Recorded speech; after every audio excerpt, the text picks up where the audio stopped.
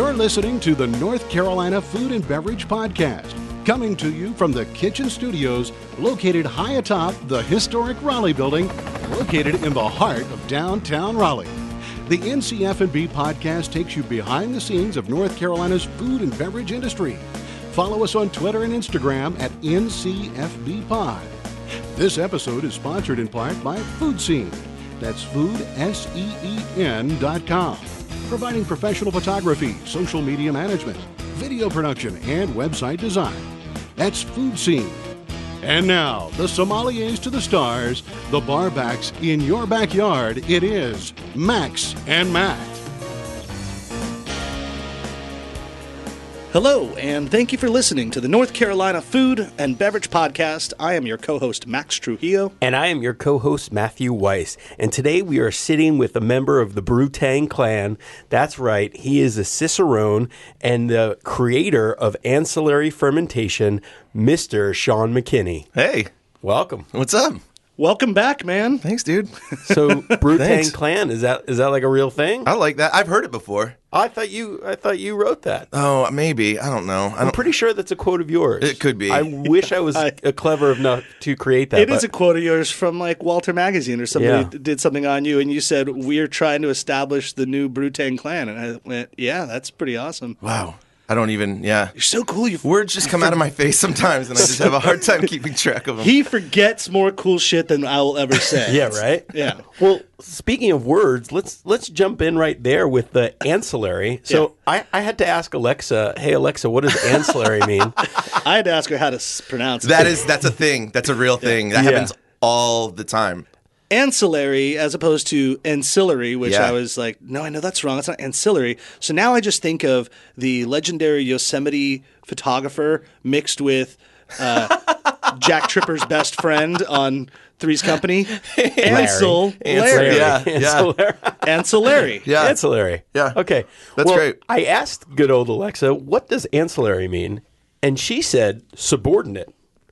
So then I had to say, okay, well, secondary. Define subordinate, yeah. And but subordinate technically is lesser than? So are you trying to say that ancillary fermentation is lesser than? It was more of a side project. Right. It was kind of what we were aiming for. And everything I've looked up actually says that ancillary or ancillary are actually both okay.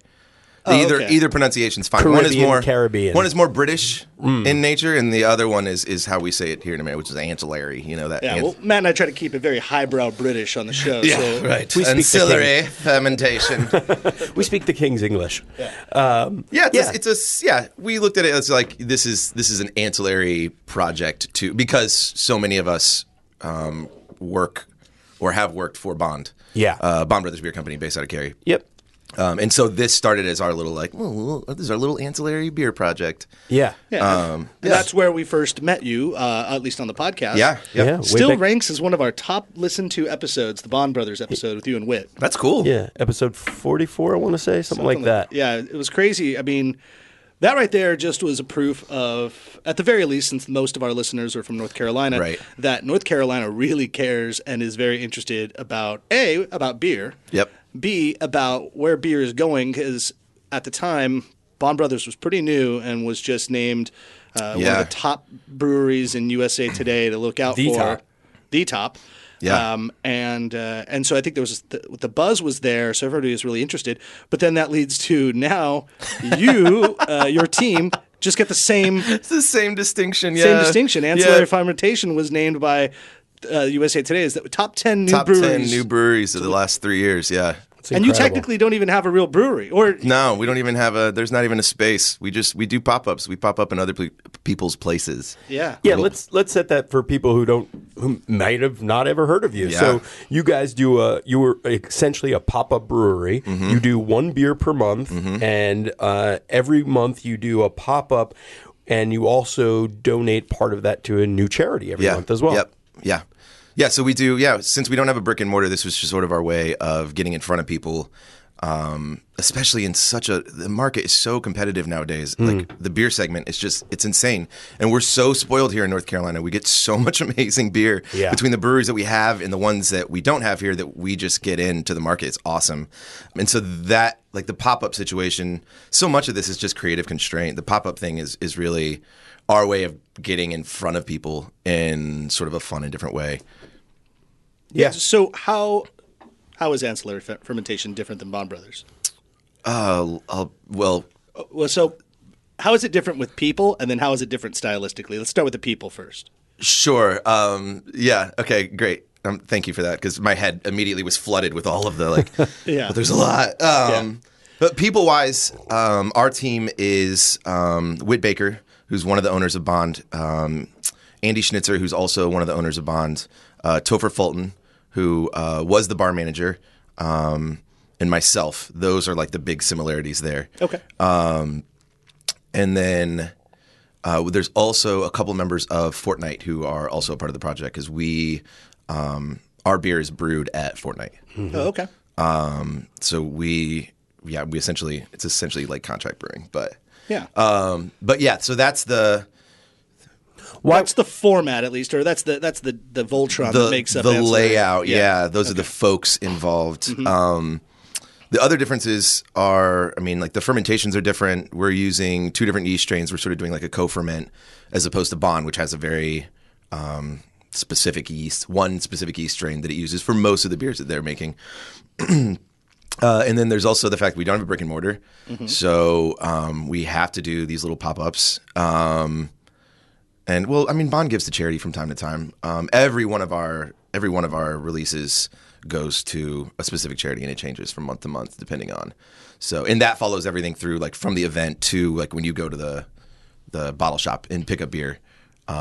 A portion of that has gone to charity, which is really cool. A portion of all the proceeds you receive. All of it. Just all of it. Anything a portion. Really. A portion of all of it. A portion of all of it, Yeah. yes. So works 99% of the time, 40% of the time, or whatever that is. Creatively, how does that differ? Because, it seems like ancillary almost sounds like, oh, we want to go off the beaten path and do something super esoteric. It's just my impression of it. Sure. But it's not like Bond Brothers is your regular run-of-the-mill rote, just putting together lagers and ales. Yeah, and there right. you go. Yeah. So, for those that don't know Bond Brothers, they're a pretty edgy brewery to begin with. Doing some pretty fun stuff, different things in beer. So experimental for sure. So you mentioned the yeast strains, and obviously you brew in a different facility, but was there a point where you were feeling like, oh man, I just can't do this for Bond Brothers, and I got to go off and do something different on my own? So let me create that, or what was the genesis? Yeah, it was just kind of like, can we do this? Can we do this our way? Was just kind of it. Mm-hmm. That's all. You get different folks together in a room, and certain people are going to do things a certain way, and this was a way for some of us to branch off and do something a little bit different with a slightly different team. Mm-hmm. That's it. But still almost seems like with the blessing of the powers that be within Bond Brothers. Yeah. Yeah. This is the Father John Misty of the Fleet Foxes. Yes, there we go. If you will. Totes. Yeah. For many people, great reference, yeah. That Father John Misty was the original drummer in Fleet Foxes, and then still will come back every now and then, jam it up. Yeah, Yeah, most of us are all still active at Bond. Yeah. So. That's cool, though. And so, okay, then stylistically, then, was there a moment, like Matt would like to say, like the aha moment or something, where you were saying, this is the beer we have to make, or this is the reason why we're doing ancillary fermentation, like as a different style? Did it start from beer? Did it start from conceptual art, or what made you kind of jump into doing that? I think it was more, and it's going to be a little bit different because Whit and I, who essentially writes all the recipes for Ancillary and for Bond, Whit just wants to make rad beer, and he just constantly wants to be making different beer and trying new things out. And so I know this was a fun way for him to sort of do something different and experiment in a different way. And then for me, this project meant so much more about is there a way that we can change the beer experience from essentially your standard tap room or bottle shop. How do we engage with the community a little bit differently than your standard brewery is? So almost more of it's almost more of like a marketing. Can we market this differently? Can we, right? Well, one of the notes I had was one beer per month is marketing genius, because people are then just salivating for the next release or something like that. Yeah. But do you continually make the original beers that you've made, and how does that work? We haven't yet. Right now, every beer is essentially a different recipe. And mostly what we've done has been IPAs. This last release was the first time that we did a double release, and we did one IPA and then one American stainless sour, or like a quick sour, like a kettle sour. Which you so generously bought us over here. So brought us, not bought us. He doesn't have to buy his own beer. Did I say bought? Yeah, I think. Yeah. Go to the tape. It's fine. So generously bought us. That you so generously brought us. Thank you. Back to what Max was saying. So these are just happen to be now in bottle shops, like people order these regularly, or you had these leftovers, just kind of things that you made, and let's keep these two are actively in bottle shops. The thing with doing one beer or 2 beers a month is that you only have a little bit of product, and so you put it out, and fortunately for us, it sells. Yeah. And so come the next release, it's typically it's gone for the most part. Yeah. And are you doing is your quantities? I guess we're getting really deep into your actual business, but it's interesting because I want to know, if this is released, how much of it is available, and how fast does the community need to react to get these beers if they want it? I mean, you're making a finite amount of beer every time you do it. Yep. Yeah. And it's a small amount, I imagine, a small batch. Yeah, we've been slowly building, right? So as I mentioned, this last month was the first time that we did 2 beers released. Yeah. Prior to that, it was 1 beer, it was an IPA, and we were able to do 2 beers because we sold enough of 1 beer each time, and it would sell instantly. We have a select amount of accounts, and we hit them all up, and every one of them goes, cool, we'll take whatever you'll give us, and then boom. That's it. Yeah. And so 2 months ago was awesome because we got all of our deliveries and everything out, and the whole batch was just gone in 3 days, which is awesome. That's absolutely amazing. This is a really impressive business philosophy, and I imagine a lot of people starting out in business have questions or want inspiration like this, how to begin their own business. So for our muse, we talked to the people at Forest Firm. That's right. And Jen Hoverstadt. So can we chat with Jen for a little bit? Everybody has legal questions, especially in the food and beverage industry. So that's why we've provided Jen and the Forest Firm to help us out. And if you follow us on Instagram at NCFBpod, we'll put out a post weekly from Forest Firm and ask a question. It might be the question that we ask Jen on the show. Hey, we have Jen Hoverstadt on the phone, our favorite attorney here from Forest Firm, speaking about all things legalese. Legalese. I feel so much more comfortable every time she's just on the phone with us. Yeah. I automatically feel safe. Yeah, it's like having our personal Perry Mason. Yes, Perry Mason was criminal law, but we're all in the same realm together. So, Jen, let's get into it. Talking about starting a restaurant, there are so many concepts that formulate around the creative genius in the kitchen and the creative genius in the front of the house. And many times it's it's a great chef and that great chef's good friend who's also a general manager / wine director, kind of like the Matt or Max type person. So let's say you opened up a restaurant and you got your chef and you've got yourself doing the front of the house. What would be advice that Forest Firm would offer to both of these partners who are seemingly good friends at this very moment to put on paper to make that partnership as fruitful as possible for years going forward? A partnership is really going to be just like a marriage. So you want to come into it recognizing that each of you have kind of your own ideas about things, and those ideas should be valued. You need to know who's going to be making the decisions. How are those decisions going to kind of play out and win out? Because when we think about a partnership and we think 50-50, ultimately someone needs to be able to make the decision. So who's going to be able to have that final say? And then how are profits and losses going to be shared? Again, that's something where we think it's going to be 50-50, but there could be where one of the partners is bringing in the heavier financial burden. So therefore that person will likely get the heavier financial reward on the back end. We also think about things like what happens if one of the partners dies? And of course, we don't want to think about that, but is there insurance in place for the people who are going to be the business owners to make sure that any kind of loss, whether it's through death or other incapacity, is going to be covered by insurance should something happen to that person. So there are a lot of things to think about with a partnership that we tend to kind of push to the side when we're so excited to get started with a business. Are there anything like legally talking about like the Yoko Ono clause? Like bringing in one of the partners is now married, and so then the wife comes in and can make changes and break up the Beatles, or I mean the band. So that's one of the things that we will make sure we define in the partnership agreement, whether or not spouses have any right to the business ownership. And it's something you want to define on the front end. I know a lot of this can be uncomfortable conversations, but if you have these conversations on the front end, there won't be any surprises on the back end should and when something happens. Well, Jen, thank you very much. And if you have any more questions, contact Forest Firm. And here are the details. To learn more about the Forest Firm and what they can do for you, click the link in our show notes. Or visit forestfirm.com/NCFB to request a free consultation for your business. You can also reach them at 877-669-1455. Forest Firm, business attorneys across North Carolina.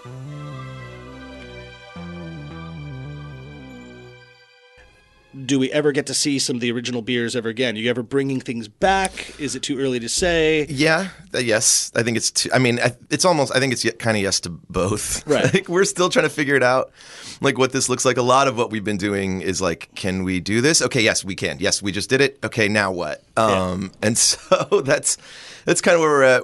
At some point, I imagine some of the beers will come back around again. I don't know how long that's going to be. It's probably going to be at least another 6 months. And I mean, at this point, we've only been open for 6. So yeah, there's just a lot. Would you ever have a brick and mortar and be an actual brewery in the future? That is something we're also discussing. Like, what does the next chapter of Ancillary look like? Right. Like, is this even a permanent thing? When was your first release? First release was October of last year. October of 2018. Yeah.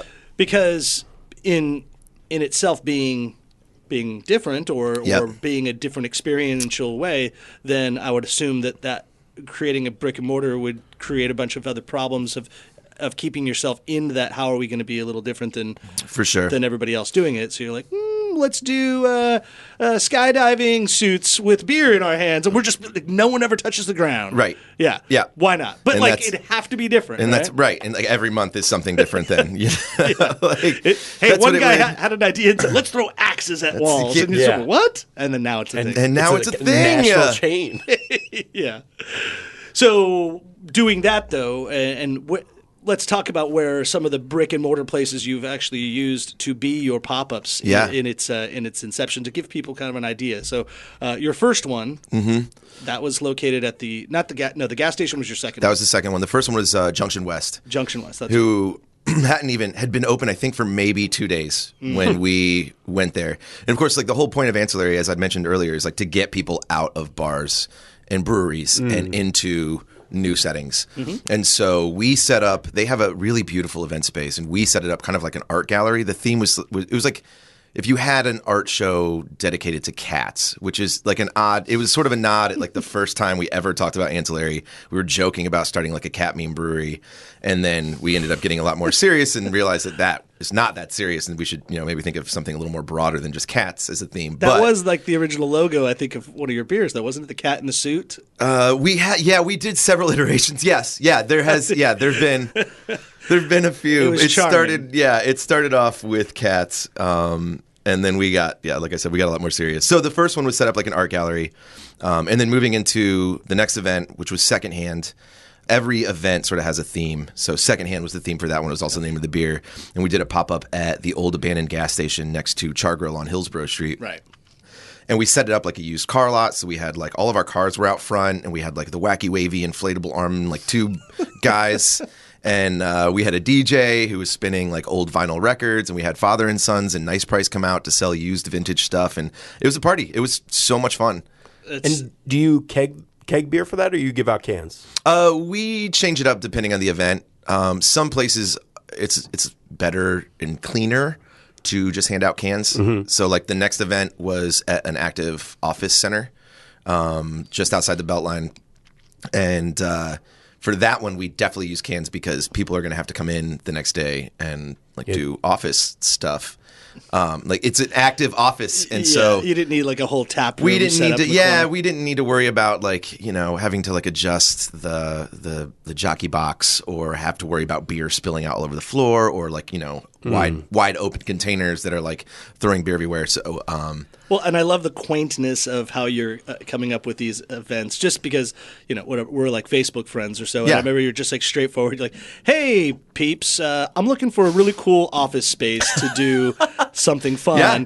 But then you had 150 comments like, "Come to my place, come to my place." Blah blah blah. blah. I offered up the kitchen here. Yep, yeah. But our place is not really like your stereotypical office space anyhow, so it wouldn't have really achieved the look you were looking for. Yeah. I want it to look like kind of prototypical, boring office space so that it will be an opposite of what right, that is. That's the point. Yeah. I want it to be as old school as possible. Yeah, exactly. Maybe what this office looked like before we moved in would have been perfect. It was like a DUI lawyer's office. Oh, I love it. Yeah, that's great. Been great. But that in itself is just great because the point I get across there through the social media aspect is that the community is helping you with all of it. It's in a way. amazing. And it's they're awesome. so into it. They're so down. No matter what I ask for, the town is we've got you. Yeah. I'm I need puppies for a puppy room. And they're here you are. The internet provided, or it's I need, what was the last one? I need cheerleaders. And unfortunately, we were a day too short on it. But now I have connections to cheerleading teams. Oh, my goodness. Which is amazing. Be It's a careful. beautiful time to, I mean, they're adult. It's adult. It's not adult cheerleaders, of course. Yes. It's not, Yeah. I don't think I could put posts out on Facebook that just say, "I need to meet a lot of cheerleaders." Yeah, that would be weird. How does the public it's all through social media to find out where your next event is and what's coming up? Yeah. Well, yes. It's mostly Instagram and Facebook. Okay. We do have we've got a website with a little spot you can go and you can put your email Sign in up, and get we'll on send the you list. monthly little emails. It's once a month that we shoot an email out that we're just hey, this is what's happening. Come on Right. out, check it. How early before the event does it typically come? In a perfect world. we remember. Ideally a couple weeks before, but most of the time it shows up about a week before. Right. Yeah. Gotcha. There's just some things that And do you charge to get into the event, or do you No. have to pay per beer? Or you pay for the beer. okay, got it.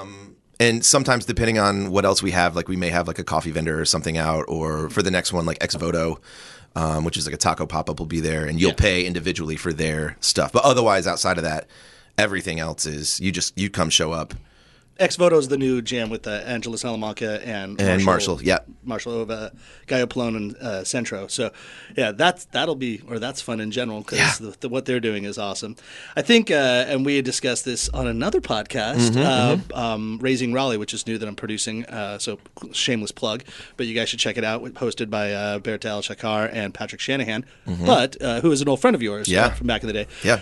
But we were talking about what you are to beer in this community is kind of like what Jacob Boehm of Snap Pea is to food, in the sense that he does, and Jacob's been on our show a lot, and our audience would probably know what we're referencing, in that Jacob does a lot of these cool pop-ups where it's a 3-night, 3-day weekend, Friday, Saturday, Sunday. They're he takes the over. coolest. Yeah, and he just does. I'm saying this from a distance. I've never actually been to one, Oh, but you I need to want to go. I tried last time. They're too cool. They're He sells out in 4 minutes. Yes, I know, because Yeah. I got on 2 hours, which was apparently an hour and 56 minutes you too might as well late. buy the next one at that No point. joke. Yeah. Which you can't. Which you can't.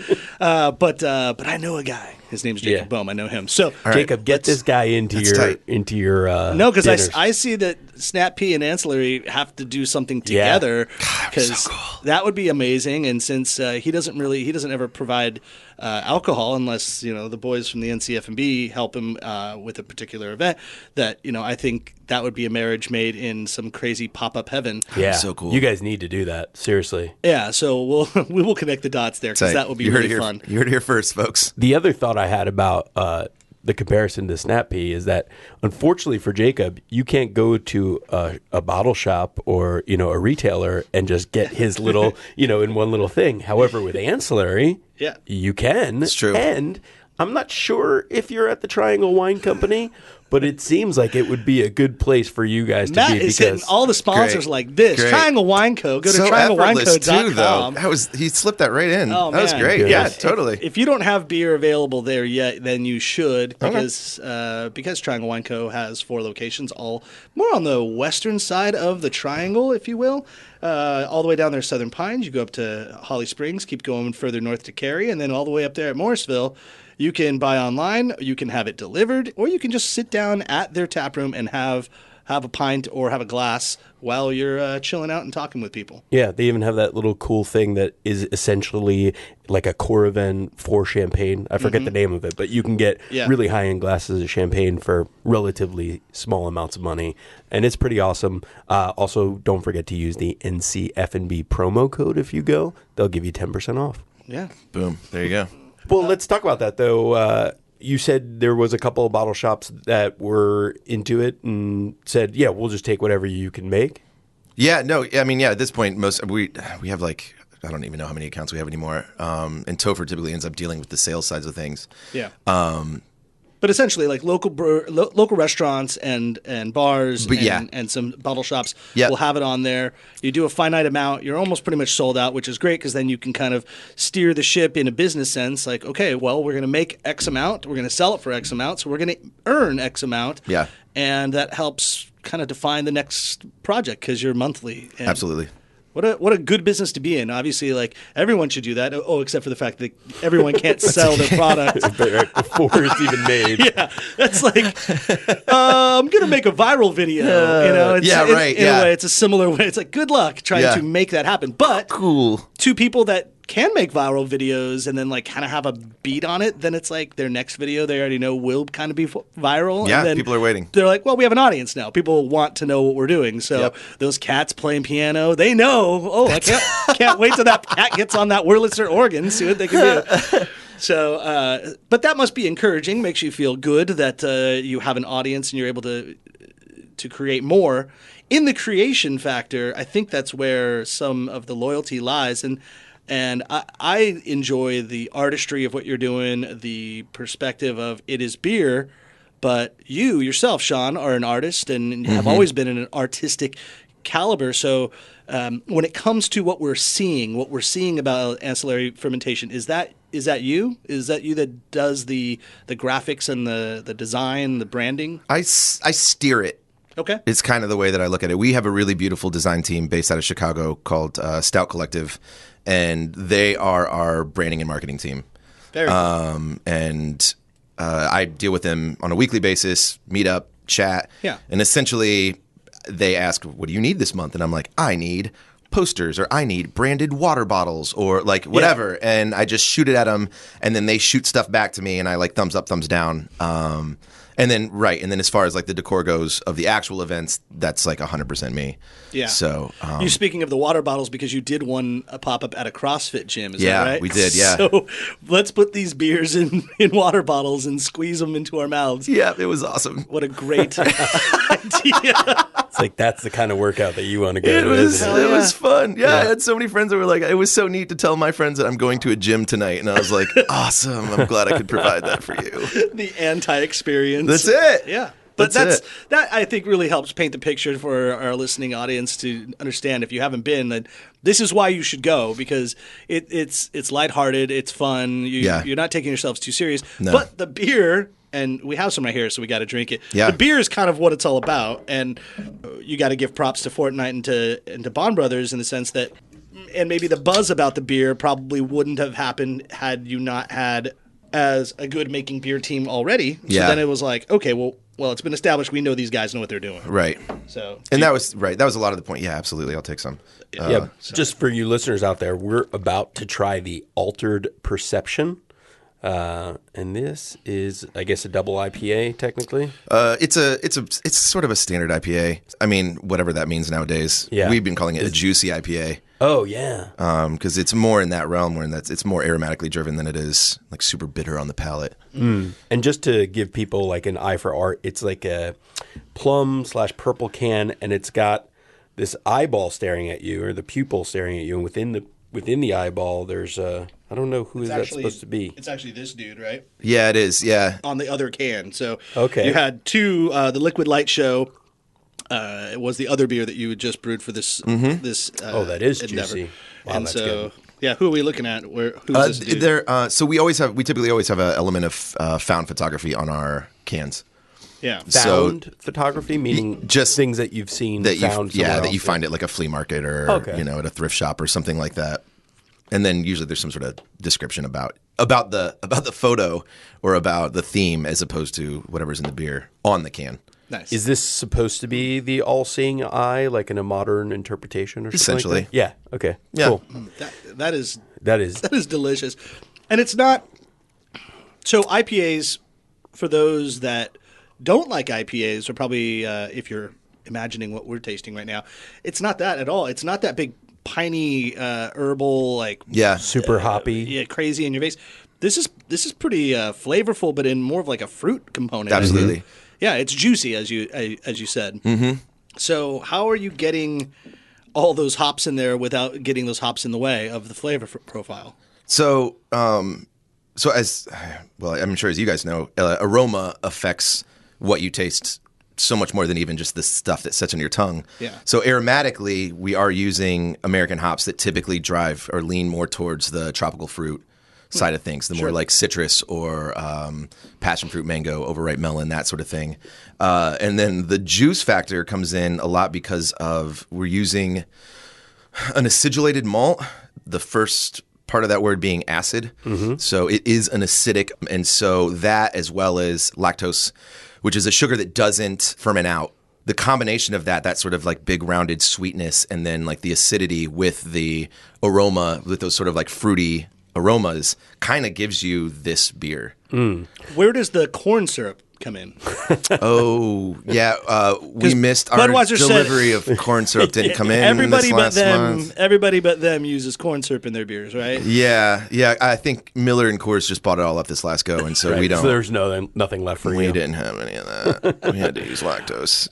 When you're thinking about that and talking about the acid and lactose, is that a thought that you have before, like, oh, I want to make a beer that tastes like this, or it kind of comes together organically? How does that go? The IPAs that we're making Ancillary have been sort of a byproduct of Whit and myself talking and tasting through New England hazy, juicy IPAs for the last like 2 or 3 years. Yeah. And it's awesome in that we sit down and we've been tasting beers together for 4 or 5 years now. So we've got a really good, solid communication line or good vocabulary when it comes to tasting things together. So it makes it super easy to be like, okay, cool. Like, I really like this. I don't like this. I think that, it needs more.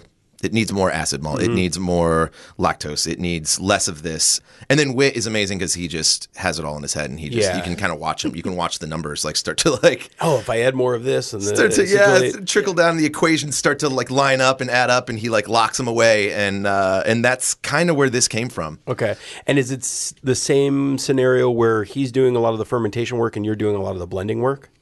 Yes, less blending with Ancillary, just because right now we don't have. The sours that we're making are all like single batch quick sours. Right. So right now there's not a need for like It's a blender per from the se. top. Right. Yeah. Well, so like your former school with Chris Powers over at Trophy, and then also Adam over at Crank Arm were on a recent episode of our show. We had them both on together. Cool. And that was fun. And they were kind of talking about how they play nicely in the neighborhood, and they're essentially competitors, but what was the term they coined? Co-opetition. Co-opetition. Yeah, it's like we're in a friendly sense. We're pushing each other to be better and to do those things. And we were talking about styles of beers, and I think Adam mentioned he's like, well, like for instance, brut IPAs didn't even exist until 8 months ago, and some guy just kind of invented it and said, how about we just, and correct me if I'm wrong, but just ferment out all the sugar so it is as dry as possible. Yeah. And but it's still super hoppy and it has all that feeling and just make that the drink, make that the beer, because people don't want all that excessive sugar in the beer. Sure. And now it just kind of hit like wildfire and everybody's got a brewed IPA. Everybody's making brewed IPAs. And so and New England IPAs were kind of the thing 2 years ago, right? That was like wasn't as popular. Then it became very strong and everyone was doing that. So what are in that as well, they also said, we asked what's next, and their opinion, I'd like to know how you feel, was to go They Go say right lagers. back to lagers. Yeah. Is that That's the answer now in the that's industry. what everyone's saying, That's right? what all the brewers want to drink. We all want it to be lagers. You want Yeah. Bud And Light. the beers that are so popular and are like selling so much are like the antithesis of that. They're like giant imperial stouts with croissants and Snickers and I mean, Matt, haven't I been saying this? Like, you've known me for 10, 12 years. Haven't I been saying, why don't microbreweries make a beer that tastes like a better version of Budweiser? Yeah. I've been saying this for a decade. Yeah. Because it's like, well, that's the number. It's just simple math. That's the beer that sells the most in the world. Why are the small brewers not trying to make that? I guess the simple answer is because it's not easy to make. It's right? really tough to make. It's Yeah. really like one of the best descriptions I ever heard was like, brewing is kind of like trying to hit a target, right? And so like most of the time, like as long as you can land on the target, that's great. Like and you always want to land on the target. But You're playing cornhole with beer. With ales, you have a much larger target space, right? Whereas with lagers, like you're trying to, you have just the smallest little, you have just the dot in the center that you're trying to nail. And there's no room for error because it'll just show. It gets so crisp and clean that you will taste anything if it's off in it. Cornhole with IPAs, destroying the Death Star with your Luke Skywalker dropping a bomb when you're making a lager. Yeah. And the main reason for that, right, lagers and ales is lagers are bottom fermenting. Yes, that's correct. It's the opposite. And slower. Yeah, and slower. Low and slow. And that creates the problem because they're bottom fermenting. I mean, just I guess on a somewhat technical level, like explain to us why it's so much harder to make lagers than ales. So lagers are a slower fermentation, which means that it just takes a lot longer for them to do anything, right? With that slower fermentation, it also means that they're able to sort of go back in and clean things back up over time, whereas like ales are hot and fast, right? Top fermenting. The yeast floats on the top. It's warmer fermentation temperatures. So everything happens a lot quicker. They also kick out a lot more stuff, right? Like esters, phenols, all that stuff. Esters are like anytime you get like banana out of a Hefeweizen, like that's an ester. With lagers, everything is so much slower. And another reason why you don't see craft breweries making lagers is because it takes a long time. And if you want to do it right, it's like, anywhere from 2 to 3 months as opposed to your typical 2 weeks for an ale. Right. So for a smaller microbrewery, so it's a lot of capital tied up in your lager when you can be selling ale and making money. Yeah. Right. And so a combination of that, the fact that it is tough to make and that it takes a long time to make means that it's just a lot tougher to sort of make that. It's harder to get that out into the consistency. Yeah. And people talk trash about Budweiser all the time, but any of the macro ones. But I mean, the truth is these guys are killing a consistent product. Right. On a huge scale. Yeah. Yeah, I mean, it's a feat unto itself. It really is. But you could say the same thing of, McDonald's. Big Macs taste the same globally. Wherever you go, they taste the same. Yeah. Should we be praising them for that? I don't know. It's like, I mean, yes, I get it. Yeah, it's a testament to design and logistics, but I think stylistically sometimes. And that's the ironic part about it is that the beer that most people consider to be the cheapest or most simplest of all is the most complicated beer. That begs the question, are you going to try to make a lager with ancillary fermentation? Oh, actually, we are making a lager. Yeah, we are. We're doing a lager. We're doing a collab with Zillicoa at some point where we'll make some sort of. I think we're going to try to make a rose pills, so something that that tastes like. I'm just obsessed with things that taste like roses. Okay. This year, it's just like a rose pilsner. That's it. There's just like every year, there's like a flavor that I'm just like, tight. This is it. This is the year of roses for me. Do you drink Gewürztraminer by chance? No, is that a rose? That's a rose flavored wine. Rose petals is a very common nose, so maybe you should. We'll help you out, and we'll get you some Gewürztraminer so that you can try them. And I would also say Nebbiolo, like well-made tar Nebbiolo. Noses. Yeah. The joke of Nebbiolo is that like it smells like tar and roses. Awesome. And that would be the red wine version, and the white wine version would be like an Alsatian or a German Riesling, probably more Alsatian, right? That it's more rose petal-ish. I don't know, the drier ones I tend to say would be more rose petal-y. Gewürztraminer? Yeah, for sure. So Do get you wanna an hear Alsatian rose. Great. A little tip about everybody's talk about the wine version of Budweiser being Miami. Okay. And so I think I've told you this before, Matt. Naomi Pinot Noir is some bullshit that the Camus family put together, and it's barely even Pinot Noir. They put a bunch of other shit inside there, and they call it Pinot. So what the other shit is inside is actually, drumroll please, Gewürztraminer. Well, that's right. Yeah, to make put a it white juicy wine. and floral and like really approachable, because people think they want Pinot Noir, but they don't really want Pinot Noir. They just want which something, it's not like, juicy uncommon and to drinking. put white wine in red blends. They've been doing it for years. Côte Rôtie's been doing that, for so long. To some extent, yeah. But to do that in today's market, just to show like what this means, at least like American standards, you have to have 75% of the bottle of wine needs to be of one varietal to be called that varietal. Oh, that's cool.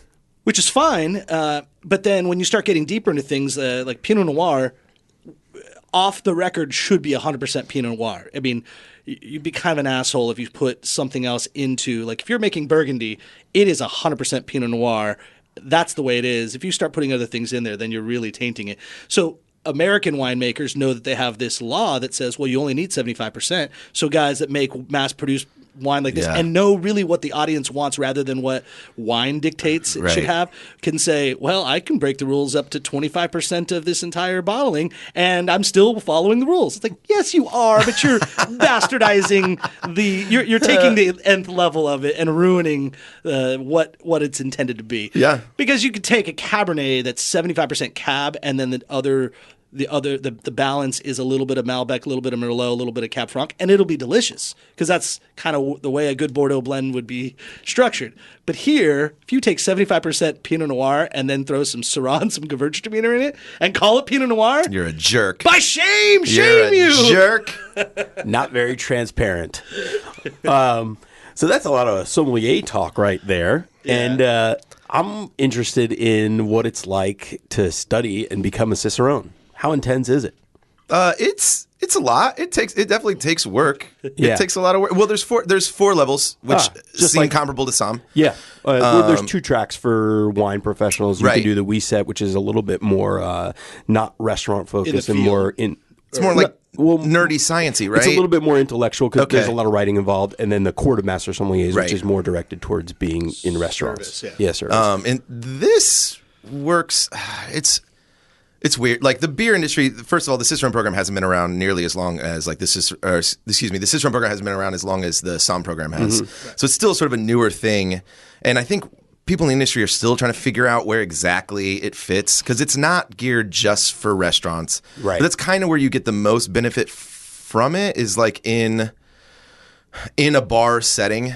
Because like being a Cicerone as a professional brewer doesn't really mean a whole lot. Most other brewers are like, I don't really. It's fine. Oh, really? I mean, I guess that's cool, but Because you don't learn how to make beer by being a Cicerone. not really. you No, understand not what until you beer end up is. in like the hot, like the really hot, like the advanced to like master's level, where like that. Then you start. Right. But that's also similar. Like if a certified sommelier doesn't necessarily know how to make wine. Sure. Like you understand what it takes to make wine. Yeah. But they're not also saying, okay, You're not doing person, this is how you make wine. No, you're not doing biochemistry and stuff like that at that level or understanding it's that. more But- understanding the nuance. So I Yeah. think there's a similarity Cool. in being a somm as like a medium or entry level version of a sommelier. Like if you're intro certified, you have a pretty good understanding of what wine and its varietals and its regions are all about. Then when you become advanced level is when it starts getting more into production and science. And then of course a master sommelier should have a full understanding of what wine production means or winemaking. Am I wrong by saying that? No, I would say it in general level that's accurate, but I mean, there's obviously nuance within that and how much the individual studies. But anyway, Yeah, with the Cicerone program, so there's 4 levels. Each one covers the brewing process, ingredients, off flavors, food pairing, and keeping and serving, which includes like draft systems and maintenance, as well as like taxes and that side of the service industry. Yeah. The first one is like you have 60 minutes. No, it's 60 questions, 30 minutes. It's all online. It's just a really quick, brief covering of like, do you understand some styles? Do you understand some off flavors? The second one is like a 4-hour exam. And there's a tasting portion, there's a written portion, like both long form and short. And then the advanced is like a 9-hour exam. Wow. And you're typically traveling somewhere to a different like region of the country. And it's all of that just amped up even more. And then the master's exam happens like twice a year in Chicago, and it's 2 days of essentially the advanced exam. So it's 2 days of like 9-hour testing, and it just covers all of the above. Does that ever fall into your scope of something you want to do, getting to that level? No, not really. Yeah, that's a fair answer. I mean, Not really. everybody wants I've at this point I have taken the advanced. I've passed the tasting. I'm 3 points shy of the written. And once I get that, I'm probably just going to chill out. Yeah. It's just so much. It's just a lot. What are you reading, and what do you tell other people to educate themselves on beer? For beer, I nearly exclusively recommend Tasting Beer by Randy Mosher. It's just one of the greatest beer reference books ever, and it's great. And he's got a second edition out now that he's even tapered a little bit more for the Cicerone program, just because he's found that people are using his book as a guide for that. Okay. But it covers everything. Nice. From like draft systems to the creation of it to food pairing to the history. It's really, really all encompassing, and I love that. Okay. And then if you really want to get kind of nerdy, or you're trying to like, I don't know, dig a little deeper. Yeah. The Oxford Companion to Beer is also great. It's just it's just a great reference. Yeah, and that's like more of a quick reference type Absolutely, of thing. yeah. Cool. With being a Cicerone, it's just like we kind of got into this, Matt. You and I, we talked about beer pairings and wine dinners and trying to understand like a beer dinner versus a wine dinner. Wine dinners are great because wine pairs with food so goddamn easily. Yeah. And if it's done, even if it's not done correctly, you can still get through it and you'll drink all the wine and you'll eat all the food. Yeah, sure. If a beer dinner is incorrectly paired or just not done properly, it becomes a struggle. Like, how do I drink this beer with this food that does not complement it? So we're now getting into a focus where beer is so much more important to, like, the nuance of beer is so much more important in how it fits with food. Sure. So what are you looking for if you're having to pair beer with food elements? Like, what are just some general tips of the trade where you're like, please do this and stop doing this? Yeah, I mean, of course, the first thing is just like the weight, right? Like the weight of the dish and the weight of the beer. Yeah. And by weight, I mean like how much flavor, how big, how impactful are the flavors that you're tasting in both, right? Yeah. Because you don't want to have Let me throw something at you. I'm going to really fuck with you. Great. If you don't have answers, it's fine. No, let's do it. I edited this. He sat here for 25 minutes before he came up with this answer. Here it goes. Spicy Mexican flavor ceviche, like shrimp and all that. What type of beer would I want to have with that? With spice, if you're trying to cut the spice, you want something, you're going to think something maybe a little bit on the sweeter side. I'm thinking like an amber, like an American amber, or even like with a lot of Mexican cuisine, like honestly, IPAs work pretty well. Just because they have a lot of those like kind of fruity, citrusy characters, which is really great. Yeah, this beer actually would pair really well with it, just because it has a little bit of sweetness, which is going to cut through that. Because typically, too much hop bitterness will actually increase heat. So if you're trying to kick it up, then great. If you're not, though, then like stay away. And then the other thing is also like a Mexican lager, right? Also not a bad idea. You know what I mean? Like we talk about like pairing, you know, like regional pairing. That's what you do with wine. And it works the same in beer too. Totally. Speaking of which, how much residual sugar is in a beer like this juicy one that we're drinking? That's a good question. I don't know. The answer is some. It's not fully dry. Absolutely. It's got some sweetness. Well, to it. we like as I mentioned, we literally add sugar that doesn't ferment out. Okay. Right. The lactose to this one. Yeah. Right. At what point do you add that in? What point in the fermentation process? That's pre-fermentation. Okay. If you listen to this show, you probably agree with us that North Carolina is a pretty amazing place. We have an emerging beer scene, countless chef-driven restaurants, craft cocktail bars that will even put Manhattan on their heels. That's right, Matt. I told you that. We're seeing the growth of all these really exciting restaurants, so let me tell you, every successful restaurant has one thing in common: a point-of-sale system that works for them. Cake is the point-of-sale system that lets bar and restaurant owners focus on their guest experience. Stop worrying about tracking every sale. Cake does that for you. You can automatically save information and review it later from anywhere. That means you can actually take days off and see your family. Wouldn't that be cool? To get started with Cake, check out trycake.com/NCFB. For our listeners, you can get $750 off the activation fee. That's a 75% discount. And with that discount, you get user-friendly point-of-sale solutions that include cloud reporting and world-class 24/7 support. So, restaurant owners, go to trycake.com/NCFB and take a look. Cake makes it easy. One would say it's a piece of cake. I said that.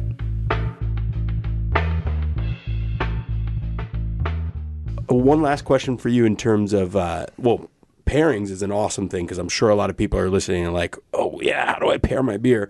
But the other thing is, when you're conceiving flavors, what are you reading? Or like you said, you're really into rose, everything with roses. Like what brings that upon you? Is that just being like out and eating or trying different beers? Or it's just tasting. Most of it's tasting with a purpose. Mm-hmm. It's just putting yourself in the moment for a second and just kind of tuning other things out and just taking in what you get. Right. And trying everything. Being like, I'm really liking this flavor. What if I did it with this? Or what if I matched it with that? Try everything, taste everything, take note of what's resonating and what's not resonating and what you get and what you don't get, and just do that as often as possible. Okay, so on those same lines, what, if not ancillary fermentation, you mentioned that all beer makers, brewers want to drink lagers. What are you drinking that's not your own? Beer-wise, the funny thing is most of us end up drinking, either lagers and like I've been called out for drinking PBR at bars and stuff before because people are just like, you're the beer guy, like what are you doing? Yeah. And it's like, yeah, I mean, outside of the Blue Ribbon, this also took gold in the Great American Beer Festival 2 years ago. Like it's still a solid beer, sort of like we talked about before. Yeah. And then outside of that, I've been drinking natural wine is like really popular in the beer industry all of a sudden, and cocktails. So like I'll land at like Gallo, or like I'll like walk around the corner to like Short Walk or something because it's like 2 blocks from my house, and sit down and just be like, what do you got? Nice. Yeah. Cool. In a natural wine sense. In a natural wine sense. Yeah. That is cool. I like that. What is next? Where are we going to find you? Obviously, I guess signing up for your mailing list is probably key. Yep. But following you at Ancillary Fermentation? Yep, that's on it. Instagram? On Instagram. So the next thing that we've got, we have our next event coming up on March 17th, which is St. Patrick's Day.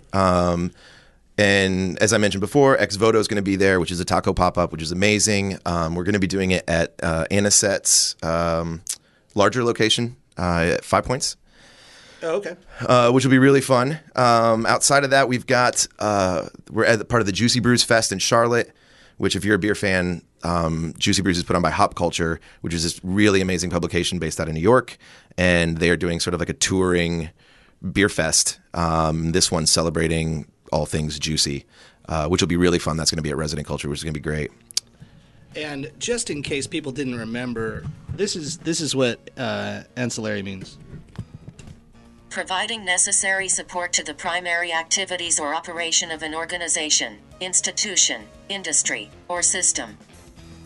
Tight. You got that? Did you want to pronounce ancillary? Oh, yeah.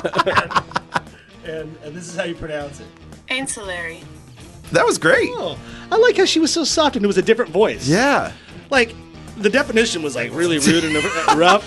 And then they were like, oh, let's bring in the beauty queen to say ancillary. Ancillary. Matt, what else you got, man? This has been awesome, man. The beer you're making is an inspiration. So Thank you. for all of you out there, go find some ancillary fermentation. You will drink very merrily. Cheers. Ancillary. Oh, that's perfect. Ancillary. Thanks for listening to the NCF&B podcast. And if you've stuck with us this long, review us on iTunes, and remember, 5 stars are encouraged.